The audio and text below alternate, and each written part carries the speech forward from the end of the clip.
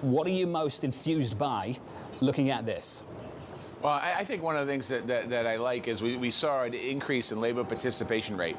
So one thing we spoke about this morning, a good, unemployment number low, a good strong report, good last 3-month report, actually a good last 11-month report, over 450,000 jobs.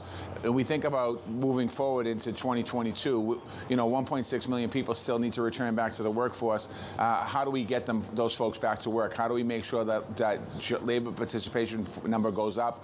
Certainly there's still jobs open in the United States. That's one of the things. I'm not taking away from the report. I'm very excited about the report, but I think we're thinking about here, how do we move forward? The second thing is we're also looking at, what can be done by Congress. We have the Bipartisan Innovation Act, otherwise known as the CHIPS bill. That allows us opportunity for supply chain issues moving forward.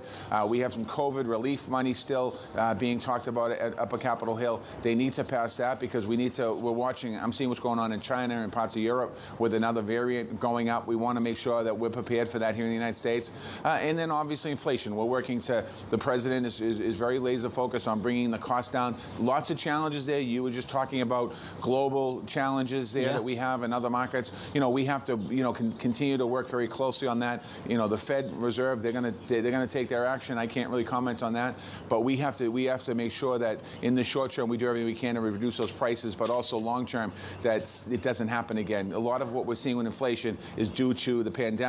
Obviously, what we're seeing with Putin and what he's doing with Ukraine, but we also have to think long term. How do we prepare the country that we don't go through this again? Secretary Walsh, I've only got a few more minutes with you because I know you've got to do a range of interviews. You're a busy man this morning, so I'll whip through a couple of other issues. There is a Labour contract covering about 22,000 West Coast dock workers at sites including LA and Long Beach ports. That expires on July 1st. I know you're aware of that. I want you to help me understand what's the difference between those unions, those individuals behind those groups that represent them, using their leverage to secure better terms and exploiting the country's dependence on those ports. What's the difference?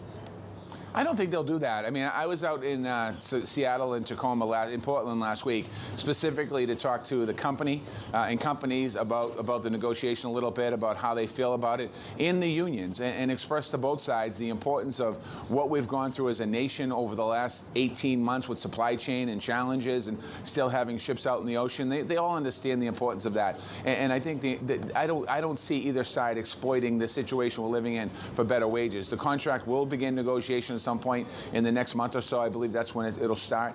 They have to do some notification piece, but I'm going to monitor the situation very closely. Obviously, I want to make sure that we don't stop our ports. I mean, the last thing we need in this country right now, or in this world, quite honestly, is shutting down other supply chain and creating other supply chain issues. Are you going to step in?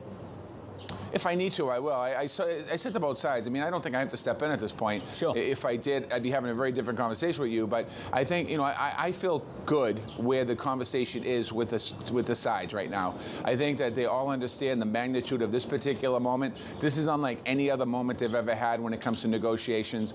Still coming out of a pandemic and, moving forward, all these issues around this. So I think they acknowledge very seriously the situation this country is in, and quite honestly, our supply chain is in.